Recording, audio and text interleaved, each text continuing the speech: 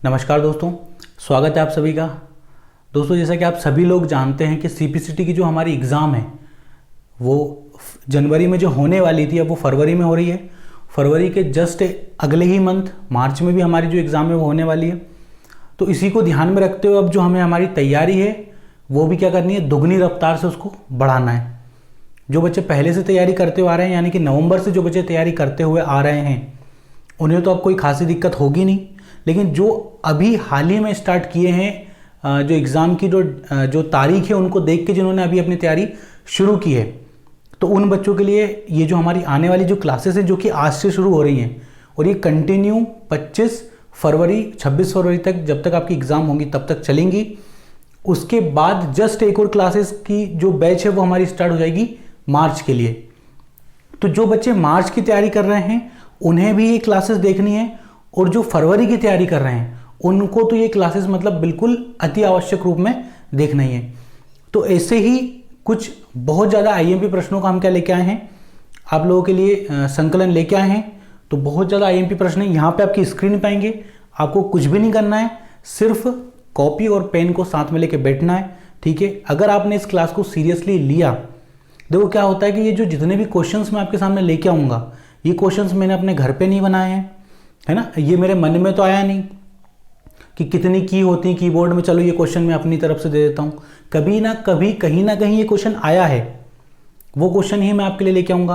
और ना मेरे पास इतना फालतू समय है कि मैं आपके लिए क्वेश्चन खुद से बनाऊँ, है ना। ये क्वेश्चन मैं खुद से बनाऊँगा नहीं कि जो टीवीएस का कीबोर्ड होता है इसका फुल फॉर्म क्या होता है, तो ऐसे क्वेश्चन मुझे बनाने का शौक है भी नहीं। क्वेश्चन में वही लेके आऊँगा जो आपके लिए आईएमपी हो, क्योंकि जब मैं अच्छा डाटा आपको दूंगा तब कहीं ना कहीं जाके आपका विश्वास मुझ पे बनेगा, और कहीं ना कहीं जो हमारा जो सफ़र है ना, तब जाके आप मुझसे जुड़ोगे और हमारा जो सफ़र है वो आगे बढ़ेगा। और अभी तक मैंने पिछले 5 महीनों से मैं पढ़ा रहा हूँ, 5 महीनों में लगभग 1500 बच्चे मुझसे जुड़ चुके हैं, है ना। सब्सक्राइब तो हमारे मतलब 3000 बच्चों ने कर लिया। यहाँ तो 3000 का जो परिवार है वो तो है, व्यक्तिगत तौर पर बता रहा हूँ, 1500 बच्चे व्यक्तिगत तौर पर अभी मेरे संपर्क में हैं, और पूरे मध्य प्रदेश के 1500 बच्चे व्यक्तिगत तौर पर मेरे संपर्क में हैं। मध्य प्रदेश का ऐसा एक भी जिला नहीं है, एक भी जिला ऐसा नहीं है, सीधी सिंगरौली, झाबुआ, अलीराजपुर, बुरहानपुर, बड़वानी से लेके भिंड, मुरैना, अब बीच में तो फिर सारे जिले आ ही गए। लगभग हर जिले के, लगभग क्या मतलब पूरे हर जिले के बच्चे मुझसे संपर्क में हैं। तो विश्वास कमाया जाता है, ये विश्वास मैंने अपनी मेहनत से कमाया है, और आप लोगों का प्यार तो हमेशा से मुझे मतलब ज़्यादा ही मिला है। मेरी मेहनत से दुगना आप लोगों का प्यार मिला है। तो चलिए, कुछ आईएमपी प्रश्न हैं आपके लिए लेके आया हूँ मैं। कॉपी पेन साथ में लेके बैठना है, ठीक। और ये जो हमारे बाल नहीं है तो इसका एक रीज़न है, दान कर दिया हमने, से खून दान कर दिया, रक्तदान, वैसे मैंने बाल दान कर दिए। चलिए देखते हैं, अब ये मत पूछना किसे की है, ठीक। चलिए, पहला क्वेश्चन आपकी स्क्रीन पे है, वह यहाँ पे आ जाएगा, पढ़ना है और उसका आंसर आपको लगाना है, ठीक। तो चलिए लगाइए। वह हार्डवेयर डिवाइस कौन सी है जिसे आमतौर पर कंप्यूटर का ब्रेन कहते हैं। देखो कितना ज़्यादा आईएमपी क्वेश्चन है, लेकिन कुछ बच्चे ऐसे हैं जिनको ये भी नहीं पता है, ठीक है। तो उनके लिए ये क्वेश्चन है, और जिन्हें पता उनके लिए तो फिर बोनस होगा, ठीक है। तो आपको यहाँ से अपने नंबर भी काउंट करने हैं। आज हम कितने क्वेश्चन करते हैं, यानी कि जैसे कि हम मान के चलिए 30, 40, 50 जितने भी क्वेश्चन करते हैं, इसके आउट ऑफ आपके कितने मार्क्स आ रहे हैं वो आपको कमेंट करके मुझे बताना है, ठीक है। कमेंट करने में अगर शर्म आए तो आप पर्सनली मैसेज करके मुझे बता सकते हैं। चलिए ठीक है, क्वेश्चन आपके सामने हैं। पहला जो विकल्प है वो है हमारा रैम चिप, दूसरा है डाटा इनपुट, तीसरा है सीपीयू, और चौथा है सेकेंडरी स्टोरेज। आपको यहां बताना है कि कंप्यूटर का जो दिमाग है वो किसे कहा जाता है, ठीक है। तो बहुत ज्यादा इजी क्वेश्चन है, इसीलिए इसको हम क्या करेंगे, ज्यादा समय नहीं देंगे, है ना। इसका राइट आंसर लिख देते हैं सीधे, यहाँ पे क्या हो जाएगा, सीपीयू। सीपीयू का फुल फॉर्म आप सभी को पता होना चाहिए। सीपीयू का जो फुल फॉर्म है हमारा वो क्या हो जाएगा, सेंट्रल प्रोसेसिंग यूनिट, है ना। हिंदी में इसको ही कहते हैं केंद्रीय प्रसंस्करण इकाई। हिंदी में इसको क्या कहते हैं, केंद्रीय प्रसंस्करण इकाई, ठीक है। इसे ही कंप्यूटर का क्या कहा जाता है, मस्तिष्क भी कहा जाता है, और इसे ही कंप्यूटर का क्या कहा जाता है, हृदय भी कहा जाता है। जो हमारा कंप्यूटर है सारा काम बिना इसके आज्ञा के नहीं करता है। जैसे हमारा जो दिमाग है इसके आज्ञा के बिना हम कुछ भी नहीं करते हैं, वही का वही स्थान कंप्यूटर में किसका है, सीपीयू का है। चलिए दूसरा क्वेश्चन देख लेते हैं। दूसरा क्वेश्चन हमसे क्या कह रहा है, किसी प्रोग्राम में बग क्या होता है। आपकी स्क्रीन पे है, आपको बताना है कि बग क्या होता है, मतलब बग का जो मतलब है वो क्या होता है। बहुत ज्यादा आईएमपी क्वेश्चन है, सीपीसीटी के दृष्टिकोण से तो अति महत्वपूर्ण प्रश्न है। इसका आंसर आपको बताना है। पहला जो विकल्प है वो है हमारा स्टेटमेंट, दूसरा है एरर, तीसरा है सिग्नेचर और चौथा है बी और सी दोनों। तो यहां आपको बताना है कि जो बग है, बग का मतलब क्या होता है, कंप्यूटर की भाषा में बग का मतलब क्या होता है।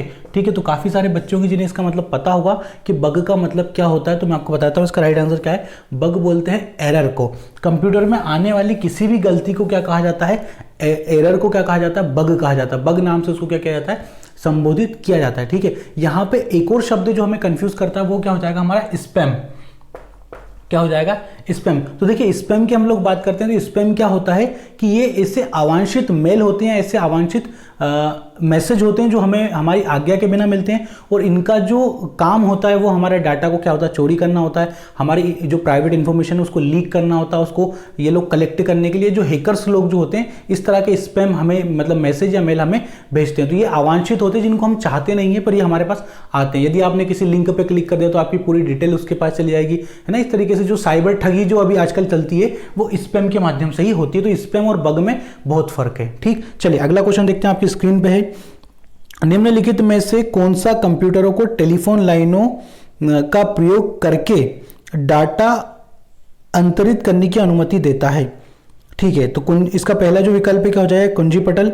ठीक है, कुंजी पटल कीबोर्ड को ही कहते हैं, है ना, हिंदी में। सीपीयू हो जाएगा, मॉडेम या फिर प्रिंटर। तो हमें पता है कि देखिए कीबोर्ड का काम क्या होता है कि डाटा को इंटर करना, सीपीयू ब्रेन है, ठीक है, हो सकता है। प्रिंटर का काम होता है किसी भी चीज को या दस्तावेज को प्रिंट करना। ठीक है, तो दो ही चीजें जो हमें कंफ्यूज कर रही हैं, मॉडेम या फिर सीपीयू। तो इसको एक बार फिर से पढ़ते हैं। निम्नलिखित में से कौन सा कंप्यूटर को टेलीफोन लाइन हो। देखिए मॉडेम का जब भी प्रश्न आए वहां एक शब्द होगा आपको टेलीफोन लाइन। मैंने जब आपको मॉडेम पढ़ाया था मैंने वहां आपको बताया था कि मॉडेम कार्य कैसे करता है। देखिए मॉडेम का कार्य होता है एनालॉग सिग्नल को डिजिटल में कन्वर्ट करना और डिजिटल सिग्नल को एनालॉग में कन्वर्ट करना। अब ये काम कैसे करता है, तो भाई साहब ये जो टेलीफोन की जो हमारी वायर होती है इनके माध्यम से ये कार्य करता है। ठीक है, तो यहाँ पे लिखा हुआ है टेलीफोन लाइनों का प्रयोग करके डाटा क्या करता है, अंतरित करता है, यानी कि आदान प्रदान इसका ये करता है। तो राइट आंसर क्या हो जाएगा, मॉडेम। मॉडेम का फुल फॉर्म आपको मुझे बताना है कि मॉडेम का फुल फॉर्म क्या है, क्योंकि सीपीसीटी का ये भी फेवरेट क्वेश्चन है कि मॉडेम का फुल फॉर्म क्या होता है। चलिए अगला क्वेश्चन देख लेते हैं। चलिए मैं ही बता देता हूं, मॉडेम का फुल फॉर्म हमारा क्या हो जाएगा, मॉड्यूलेटर डीमॉड्यूलेटर। चलिए अगला क्वेश्चन देख लेते हैं। पहला सक्रियात्मक इलेक्ट्रॉनिक अंकीय कंप्यूटर क्या है, अंकीय कंप्यूटर है, यानी कि हमें बताना है कि सक्रियात्मक इलेक्ट्रॉनिक अंकीय कंप्यूटर निम्न में से कौन सा है। पहला विकल्प है हमारा एनिएक, फिर है हमारा एडवेक, फिर है हमारा एडसेक और फिर है हमारा यूनिवेक। तो इनमें से पहला कंप्यूटर कौन सा हमारा जो कि इलेक्ट्रॉनिक अंकीय कंप्यूटर है, तो राइट आंसर हमारा क्या हो जाएगा, अनिक। अनिक बोल दीजिए या फिर इसको एनिएक बोल दीजिए, जो आपकी इच्छा हो आप इसे बोल सकते हैं। पांचवा क्वेश्चन आपकी स्क्रीन पे, इसका जो पीडीएफ है आपको टेलीग्राम में आसानी से मिल जाएगा, चिंता करने की कोई बात नहीं है, आपको सिर्फ यहाँ पे पढ़ना है। चलिए अगला क्वेश्चन देख लेते हैं। निम्नलिखित में से कौन सा www का सही रूप है, यानी कि यह फुल फॉर्म से संबंधित हमारा क्वेश्चन है कि www का पूरा नाम क्या होगा। तो चलिए बताइए www का पूरा नाम क्या हो जाएगा। विंडो वर्ल्ड वाइड होगा, है ना, वेब वर्किंग विंडो होगा, या फिर वर्ल्ड वर्किंग वेब होगा, या फिर वर्ल्ड वाइड वेब होगा। ठीक है, तो सबको पता है कि इसका जो फुल फॉर्म हो जाएगा वो हमारा क्या हो जाएगा, वर्ल्ड वाइड वेब हो जाएगा। आपको बताना है कि इसकी खोज किसने की है। ठीक, चलिए सीपीयू का अर्थ क्या है, अभी मैंने आपको बताया था कि सीपीयू का अर्थ क्या हो जाएगा, हमारा सेंट्रल प्रोसेसिंग यूनिट हो जाएगा। हिंदी में इसी को क्या कहते हैं, केंद्रीय प्रसंस्करण इकाई इसको कहा जाता है। चलिए इसी कंप्यूटर का मस्तिष्क कहते हैं, इसी कंप्यूटर का हृदय कहते हैं। कंप्यूटर की तार्किक गणनाएं होती है वो भी सब इसी में होती है। ठीक है, अंकीय गणितीय तार्किक गणनाएं सब इसी में होती है, क्योंकि इसी में एलयू भी होता है, इसी में मदरबोर्ड भी होता है, इसी में रैम होती है, सब कुछ इसी में होता है। ठीक, चलिए आगे देख लेते हैं। निम्नलिखित उत्पादों में से कौन सा उत्पाद पेंटिनियम ब्रांड से बेचा जाता है। अब आपको बताना है कि इनमें से कौन सा ऐसा उत्पाद है जिसको हम पेंटिनियम ब्रांड से पहचानते हैं, यानी कि पेंटिनियम ब्रांड से उसको बेचा जाता है। चलिए तो बताइए इसमें से मोबाइल चिप है, कंप्यूटर चिप है, कंप्यूटर चिप या फिर कंप्यूटर चिप है, या फिर कंप्यूटर है, या फिर माइक्रो प्रोसेसर है। तो इसका जो राइट आंसर हो जाएगा वो हमारा क्या हो जाएगा, माइक्रो प्रोसेसर हो जाएगा। ठीक है, तो पेंटिनियम ब्रांड का क्या होता है, माइक्रो प्रोसेसर होता है, जिसे हम सीपीयू भी कहते हैं। चलिए www के आविष्कारक तथा संस्थापक, अभी मैंने पूछा और क्वेश्चन भी आपका आ गया। चलिए इसका राइट आंसर आपको बताना है मुझे, इसका राइट आंसर क्या है ना। अगला क्वेश्चन देखिए, निम्नलिखित में से कौन सी सूचना प्रौद्योगिकी शब्दावली नहीं है? सूचना प्रौद्योगिकी यानी कि सूचना प्रौद्योगिकी को इंग्लिश में क्या कहेंगे? Information technology. क्या कहेंगे? इंफॉर्मेशन टेक्नोलॉजी की शब्दावली नहीं है। देखिए, साइबर स्पेस बिल्कुल है, अपलोड बिल्कुल है, मॉडेम बिल्कुल है, प्रकाश भंडारण ये नहीं है। राइट आंसर इसका क्या हो जाएगा? प्रकाश भंडारण नहीं है। चलिए अगला क्वेश्चन देख लेते हैं।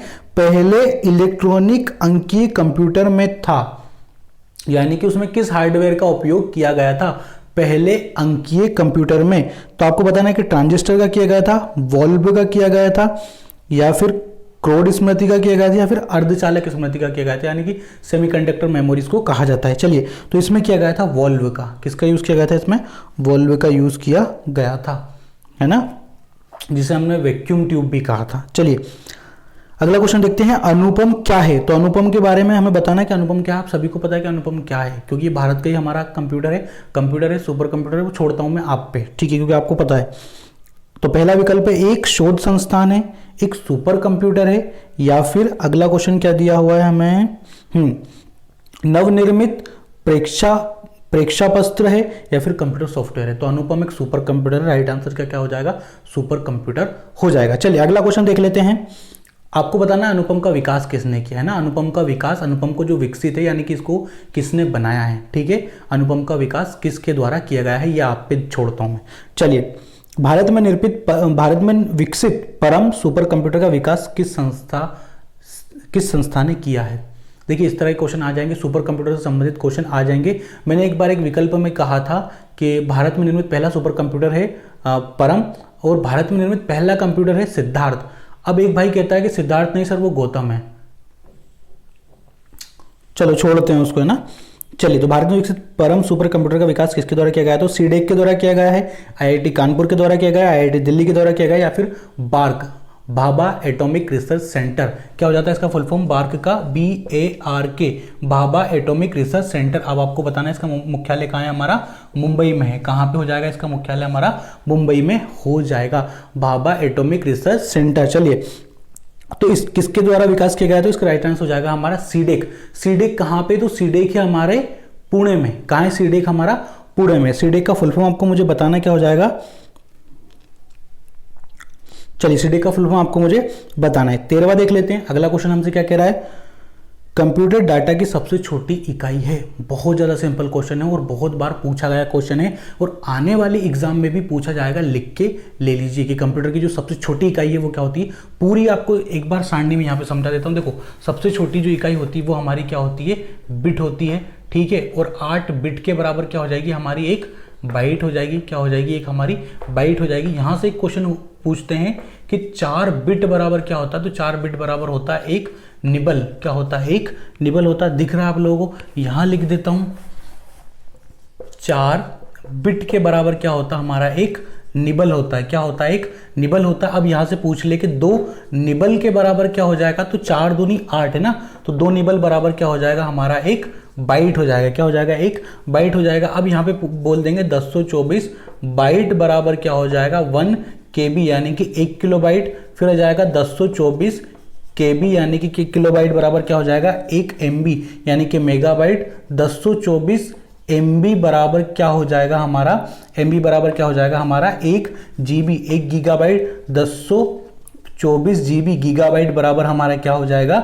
GB से बड़ा क्या होता है? TB। अभी तक TB तक ही पूछते हैं, यानी कि टेराबाइट। क्या हो जाएगा? हमारा टेराबाइट हो जाएगा। तो सबसे छोटी क्या हो जाएगी? बिट। सबसे बड़ी क्या हो जाएगी?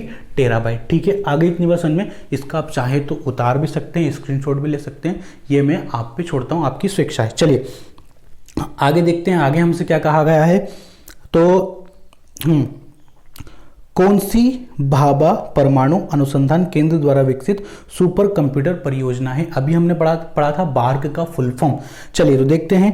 परम पदम, ठीक है, फ्लो सोल्वर मार्क, चिप्स, या फिर अनुपम। ठीक है, और मैंने आपसे पूछा था कि अनुपम का विकास किस संस्था द्वारा किया गया है। तो यहां से आपको राइट आंसर क्या मिल जाएगा कि अनुपम का जो विकास है वो किया गया है किसके द्वारा? बार्क के द्वारा।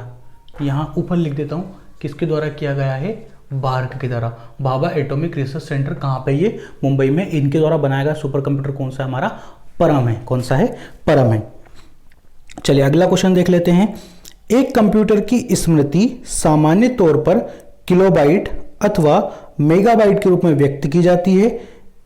ठीक है, एक बाइट बना होता है 8 द्विधारी अंकों से, 2 द्विधारी अंकों से, 8 दशमलव अंकों से या फिर 2 दशमलव अंकों से। ठीक है, तो इसका राइट आंसर हमारा क्या हो जाएगा, 8 द्विधारी अंकों से। ये बाइनरी वाला जो सिस्टम है ना, ये बहुत बड़ा चैप्टर है, इसीलिए मैं इसको कभी पढ़ाता भी नहीं हूँ और इससे 1-2 क्वेश्चन आने की संभावना रहती है, लेकिन मार्च वाली जो सीपीसीटी होगी उसमें हम इसको पूरा कवर करेंगे। चलिए अगला देख लेते हैं। स्पैम की हमने बात की, वही आ गया फिर से हमारा। स्पैम किस विषय से संबंधित शब्द है? कंप्यूटर से संबंधित है, कला से है, संगीत से या फिर खेल से है? स्पैम अभी हमने शायद उसकी स्याही भी नहीं मिटी होगी, स्पैम की मिट गई। चलिए, तो स्पैम का संबंध किससे है? तो हमने ये बात की कि ये अवांछित मेल या मैसेज होते हैं जिनका प्रमुख उद्देश्य होता है हमारी जानकारी को इकट्ठा करना और हमें क्षति पहुंचाना, यानी कि हमारा पैसा चुराना, जानकारी चुराना, ये सब हमें क्षति पहुंचाने के लिए भेजे जाते हैं। तो स्पैम का संबंध हो जाएगा किससे? हमारा कंप्यूटर से हो जाएगा। चलिए अगला क्वेश्चन देख लेते हैं। डेटा के प्रेषण की गति को मापने के लिए सामान्यतः प्रयुक्त एकक है। एकक यानी मतलब होता है इकाई, यूनिट। ठीक है, कौन सी यूनिट होती है? तो मेगाहर्ट्ज जो होगी, है ना, समप्रतीक प्रति सेकंड होगी, बिट प्रति सेकंड होगी या फिर नैनो सेकंड होगी। तो ये हो जाएगी हमारी बिट प्रति सेकंड। ठीक है, बीटीएस इसको बोलते हैं ना, या बिट पर सेकंड, बीपीएस। ठीक है, चलिए अगला देख लेते हैं। इंस्ट्रक्शंस के उस समूह को क्या कहते हैं जो कंप्यूटर को बताता है कि उसे क्या करना है? इंस्ट्रक्शन यानी कि निर्देशों का वह समूह जो कंप्यूटर को ये बताता है कि कंप्यूटर को क्या करना है। ठीक है, तो क्या कहते हैं उसको? मेंटर कहते हैं, इंस्ट्रक्टर कहते हैं, कंपाइलर कहते हैं या फिर प्रोग्राम। हम सभी को पता है कि प्रोग्राम क्या होता है? निर्देशों का समूह होता है। अब ये क्वेश्चन कहाँ से बना? तो ये क्वेश्चन बना भाई साहब डेफिनेशन से। कुछ जो लोग होते हैं ना कि डेफिनेशन नहीं पढ़ना, ऑब्जेक्टिव पढ़ लेते हैं, तो कई बार डेफिनेशन से विकल्प बन जाता है और कई बार विकल्प को डेफिनेशन में रख देते हैं। ठीक, आगे इतनी बात समझ में कि प्रोग्राम क्या होता है। अब नीचे लिख दिया डेफिनेशन के निर्देशों का समूह, जो निर्देशों का समूह। अब ये ऊपर लिखा है कि निर्देशों का समूह क्या कहलाता है, जो कंप्यूटर को ये बताता है कि कंप्यूटर को क्या करना है। तो आपको प्रोग्राम कंप्यूटर में डालना पड़ता है, तब जाके कंप्यूटर को पता चलता है कि मुझे करना क्या है। स्टेप्स होती हैं उसकी, है ना, कि पहले स्टार्ट होना है, फिर यहाँ जाना है, फिर यहाँ जाना है, फिर यहाँ, ऐसे। ठीक है, अगला देखते हैं। निम्नलिखित में से कौन भारत की सबसे बड़ी सॉफ्टवेयर कंपनी है? ठीक है, अगर माइक्रोसॉफ्ट आए तो आंसर नहीं लगाना है, क्योंकि माइक्रोसॉफ्ट भारत की नहीं है, कहाँ की है? अमेरिका की है। ठीक है, बिल गेट्स इसके क्या है? सह संस्थापक है, संस्थापक नहीं है, सह संस्थापक है, वो इसके पार्टनर है। ठीक, चलिए आगे देखते हैं। इन्फोसिस है, टीसीएस है, विप्रो है, एचसीएल टेक है। तो इसका राइट आंसर क्या हो जाएगा हमारा? टीसीएस। क्या हो जाएगा? टीसीएस। देखिए, इन्फोसिस भी भारत की, विप्रो भी भारत की है। टीसीएस का फुल फॉर्म आपको मुझे बताना है। टीसीएस का फुल फॉर्म। चलिए अगला क्वेश्चन देखते हैं। जब कोई कंप्यूटर कोई क्रमादेश लागू करता है तो वह क्रमादेश कहाँ अटक जाता है? कहाँ अटक जाता है? तो रैम में अटकता है, रोम में अटकता है, हार्ड डिस्क में या फिर फ्लॉपी डिस्क में? तो वो कहाँ अटकता है? रैम में अटक जाता है। नया क्वेश्चन हो सकता है आप लोगों के लिए बहुत ज़्यादा नया क्वेश्चन हो, इसीलिए इस क्वेश्चनों को आपको नोट डाउन करना है, हालांकि पीडीएफ तो आपको मिल ही जाएगा। चलिए कंप्यूटर की स्थायी स्मृति को क्या कहते हैं? यानी कि कंप्यूटर में जो स्थायी स्मृति होती है उसको क्या कहते हैं? देखिए, कंप्यूटर में 2 तरह की स्मृति होती है। एक स्मृति होती है स्थायी, एक स्मृति होती है अस्थायी। ठीक है, एक स्थायी होती है, एक अस्थायी होती है। लेकिन उससे पहले भी कंप्यूटर में 2 प्रकार की स्मृतियां होती हैं। एक होती है उसकी खुद की मुख्य मेमोरी, दूसरी होती है उसकी सहायक मेमोरी। ठीक है, मुख्य मेमोरी को हम क्या कह सकते हैं? उसकी जो मेन मेमोरी है। सहायक मेमोरी को हम क्या कह सकते हैं? उसकी सेकेंडरी मेमोरी है। फिर ये आपस में पार्ट में डिवाइड होती है। पूरा वीडियो लेक्चर पड़ा हुआ है, लगभग 30-40 मिनट का लेक्चर है। लिंक आप कहेंगे तो मैं दे दूंगा, ठीक से, फिर से आपको लिंक दे दूंगा। पूरी मेमोरी बहुत अच्छे से पढ़ाई है। रैम क्या होती है, रोम क्या होती है, एस रोम क्या होती है, पी रोम क्या होती है, सारी चीज़ें बिल्कुल एकदम डिटेल से पढ़ाई है। चलिए अगला देखते हैं। इसमें राइट आंसर इसका देख लेते हैं हम। क्या हो जाएगा? रोम क्या होती है? हमारी एक स्थायी मेमोरी होती है। चलिए आगे देख लेते हैं। निम्न में से कौन निर्गम उपकरण नहीं है? यानी कि निम्न में से कौन निर्गम उपकरण नहीं है? निर्गम का मतलब क्या होता है बताइए आप मुझे। निर्गम हो जाएगा हमारा आउटपुट, यानी कि कंप्यूटर में से निकल के हम तक आता है, वो क्या हो जाएगा? निर्गम। एग्जिट जिसको हम कहते हैं ना, निर्गम, निकलिए। चलिए, तो इंकजेट मुद्रक। इंकजेट तो प्रिंटर का प्रकार है, सबको पता है। प्लॉटर भी प्रिंटर का बड़ा भाई है, जिनसे कि बैनर, फ्लेक्स वगैरह प्रिंट होते हैं, फिर बड़े साइज के नक्शे जो प्रिंट करता है वो प्लॉटर कहलाता है। यह भी एक आउटपुट डिवाइस है। स्पीकर भी एक आउटपुट डिवाइस है। प्रकाशित लक्षण अभिज्ञाता, बहुत तगड़ी हिंदी है, तो ये नहीं होगा, शायद लाइट पेन से ही संबंधित ये कोई सी चीज़ है। चलिए, पहली बार कंप्यूटर भाषा कौन सी विकसित की गई थी? ठीक है, कोबोल की गई है, बेसिक की गई है, फोर्ट्रॉन की गई है या फिर पास्कल की गई है? तो इसका राइट आंसर क्या बताया गया है? फोर्ट्रॉन बताया गया, यानी कि फॉर्मूला ट्रांसलेशन। क्या बताया गया है? Formula translation. ठीक है, कोबोल का ही फुल फॉर्म होता है कॉमनली बिजनेस ओरिएंटेड लैंग्वेज, है ना, ये होता है कॉमन बिजनेस ओरिएंटेड लैंग्वेज होता है। ठीक है, उसके अलावा देख लेते हैं कंप्यूटर के लिए आईसी चिप आमतौर पर बनाए जाते हैं। ये क्वेश्चन पूछा गया है कि जो आईसी चिप होते हैं हमारी, आईसी का फुल फॉर्म क्या होता है? Integrated circuit. Integrated circuit chip हमारे किस चीज़ के बने होते हैं? तो ये बने होते हैं, विकल्प देख लेते हैं, क्रोमियम के, सिलिकॉन के, सीसा के या फिर कॉपर के। कॉपर मतलब होता है तांबा, सीसा पिघली हुई धातु होती है। चलिए, क्रोमियम के होंगे नहीं, तो राइट आंसर क्या हो जाएगा इसका? सिलिकॉन। सिलिकॉन के बने होते हैं। और आपको बताना है कि भारत में सिलिकॉन वैली किस शहर को कहा जाता है? भारत की सिलिकॉन वैली असल में कहाँ पे है? अमेरिका में। भारत की सिलिकॉन वैली किसको कहते हैं? तो बेंगलोर को कहते हैं। किसको कहते हैं? बेंगलोर को कहते हैं। चलिए, सिलिकॉन के बने हुए ये होते हैं। अगला क्वेश्चन देखते हैं, निम्न में से कौन सा सीआरटी का हिस्सा नहीं है? निम्नलिखित में से कौन सा किसका हिस्सा नहीं है? सीआरटी का हिस्सा नहीं है। सीआरटी मतलब हो जाएगा हमारा कैथोड रे ट्यूब। ये मॉनिटर से संबंधित चीज है ना। तो देख लेते हैं, फॉस्फोर, प्रपट, छाया आक्षाद, इलेक्ट्रॉन गन, गैस प्लाज्मा। तो गैस कहीं भी नहीं होती है ना उसमें, गैस प्लाज्मा, गैस कहीं भी नहीं होती है। इलेक्ट्रॉन गन जरूर होती है क्योंकि इसी से तो वो कैथोड किरणें छोड़ता है। चलिए आगे देखते हैं, लेजर प्रिंटर में निम्नलिखित में से कौन सा एक लेजर प्रकार प्रयुक्त होता है? डाई लेजर, गैस लेजर, अर्धचालक लेजर या फिर उत्तेजयी लेजर? ठीक है, तो इसका राइट आंसर क्या हो जाएगा? अर्धचालक लेजर। ठीक है, अर्धचालक लेजर एक प्रकार का ऐसा लेजर है जो लेजर प्रिंटर में प्रयुक्त होता है। ठीक है, कौन सा हो जाएगा इसका राइट आंसर? अर्धचालक लेजर, सेमीकंडक्टर लेजर भी इसको कह सकते हैं इंग्लिश में। चलिए 27वां क्वेश्चन देख लेते हैं, पहला कंप्यूटर किसने बनाया था? बहुत तगड़ा क्वेश्चन है कि पहला कंप्यूटर जो है वो किसने बनाया था? तो पहला कंप्यूटर बनाया था बिल गेट्स ने। बिल गेटास लिखा है, गेट्स को देखो आप। बिल गेट्स ने, बिल क्लिंटन ने, चार्ल्स बेबेज ने या फिर मार्कोनी ने? तो ये बनाया था भाई साहब चार्ल्स बेबेज ने। इसीलिए इन्हें कंप्यूटर का क्या कहा जाता है? इन्हें कंप्यूटर का कहा जाता है पितामह, क्योंकि कंप्यूटर के विकास में सबसे ज़्यादा योगदान किस व्यक्ति का रहा है? तो वो रहा है हमारे चार्ल्स बेबेज भाई साहब का। किसका रहा है? चार्ल्स बेबेज भाई साहब का रहा है। चलिए अगला क्वेश्चन देख लेते हैं, आपकी स्क्रीन पे है फिर से। आधुनिक कंप्यूटर का लघु रूपकरण संभव हो सका निम्न के प्रयोग से? ट्रांजिस्टर के, समाकलित परिपथ चिप के, नैनो पदार्थ के या फिर अतिसंचालक के? तो ठीक है, इसका राइट आंसर क्या हो जाएगा हमारा? समाकलित परिपथ चिप के। ठीक है, क्योंकि पहले क्या होते थे, स्टोरेज करने के लिए बड़े बड़े वो लगाए जाते थे स्टोरेज डिवाइस। फिर जब से चिप आई है ना, तो हमारे जो डाटा है बहुत सीमित आकार में सिमट गया है। हालांकि बड़ा आकार भी बहुत कम से कम जगह में हम उसको रख सकते हैं। चलिए आगे देखते हैं, किसी आंकड़ा संचय के रिकॉर्डों का वृक्षाकार संचय क्या कहलाता है? बहुत तगड़ी हिंदी है इसमें, अगर ऐसी हिंदी आ गई ना तो बिल्कुल। जालक्रम मॉडल, श्रेणीबद्ध मॉडल, संबंधात्मक मॉडल, बहुआयामी मॉडल? ठीक है, तो इसको कहते हैं हम लोग श्रेणीबद्ध मॉडल। ठीक है, अगला क्वेश्चन देखते हैं, निम्न में से कौन कंप्यूटर आंकड़ों की त्रुटियां प्रदर्शित करता है? निम्न में से कौन कंप्यूटर आंकड़ों की त्रुटियां प्रदर्शित करता है? यहां आपको ये बताना है कि इन भाई साहब में से कौन कंप्यूटर के आंकड़ों की त्रुटियां प्रदर्शित करता है? चिप करता है, बाइट करता है, बग करता है, फिर बिट करता है? पहला ही क्वेश्चन हमने यही देखा था कि इसका राइट आंसर क्या हो जाएगा हमारा? बग इसका राइट आंसर हमारा हो जाएगा। एक आखिरी क्वेश्चन और हम यहाँ पे कर लेते हैं, निम्न में से कौन सी एक यंत्र सामग्री नहीं है?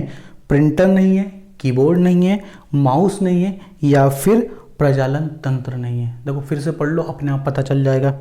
निम्न में से कौन सी एक यंत्र सामग्री नहीं है, यानी कि यंत्र का मतलब क्या हो जाएगा अब हमारा?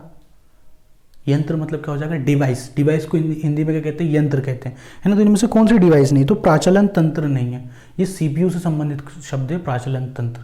ठीक, बहुत तगड़ी हिंदी है। तो राइट आंसर इसका क्या हो जाएगा? डी हो जाएगा, प्राचलन तंत्र, क्योंकि बाकी जो चीज़ें वो सेम है, कीबोर्ड, माउस, प्रिंटर सब सेम है, हमने सब पढ़ी हुई है। अगला क्वेश्चन देख लेते हैं, जब कोई कंप्यूटर को, आखिरी बोला था ना, चलो ठीक है 2-4 पढ़ाने का और मैंने 40 कर लेते हैं, ठीक है ना। चलिए, जब कोई कंप्यूटरों को एक छोटे से क्षेत्र में बिना टेलीफोन के तारों के परस्पर जोड़ दिया जाता है तो उसे क्या कहते हैं? सुदूर संचार नेटवर्क कहते हैं, स्थानीय क्षेत्र नेटवर्क कहते हैं या फिर विस्तृत क्षेत्र नेटवर्क कहते हैं या फिर मूल्य योजक नेटवर्क कहते हैं? तो भाई साहब उसको क्या कहेंगे? स्थानीय क्षेत्र नेटवर्क, लोकल एरिया नेटवर्क। ठीक है, स्थानीय क्षेत्र नेटवर्क, है ना। सुदूर को तो शायद सुदूर मतलब हमारा क्या हो जाएगा, एक लेन होता है, एक वेन होता है, एक मेन होता है, तो वेन हो जाएगा ये वाइड एरिया नेटवर्क। चलिए अगला देखते हैं, आईसी चिपों का निर्माण किया जाता है। तो जो आईसी चिप होती है हमारी, यानी कि इंटीग्रेटेड सर्किट चिप, किस चीज़ की बनी हुई होती है? फाइबर से बनी होती है, सेमीकंडक्टर से बनी होती है, प्लास्टिक से बनी होती है, या फिर उपरोक्त में से कोई नहीं। तो आपको बताना है कि जो आईसी चिप होती है वो किससे बनी होती है, ठीक है। तो आईसी जो चिप होती है हमारी अर्धचालक से बनी होती है, यानी कि सेमीकंडक्टर से बनी हुई होती हैं। आजकल सबसे अधिक प्रयोग होने वाली निवेश यानी कि इनपुट, अभी हमने देखो आउटपुट के लिए क्या शब्द पढ़ा था, निर्गम, है ना। अब इनपुट के लिए हम क्या पढ़ रहे हैं, निवेश युक्ति, यानी कि हमें यह बताना है कि वह कौन सी इनपुट डिवाइस है जिसका सबसे ज़्यादा यूज़ आज की तारीख में किया जा रहा है। सिंपल सी भाषा में अगर मैं आपसे बोलूँ, ट्रैकबॉल है, स्कैनर है, माउस है, या फिर इनमें से कोई नहीं। तो हमें पता है कि जो ट्रैकबॉल है, ट्रैकबॉल का यूज़ क्यों किया जाता था। अगर अब हमारा जो आज का माउस इसको उल्टा रख दे तो वो गेंद ऊपर आ जाएगी पहले, तो वो जो गेंद होती है उसको ट्रैकबॉल कहा जाता है। पहले इसका यूज़ होता है, जॉयस्टिक का यूज़ भी पहले होता था।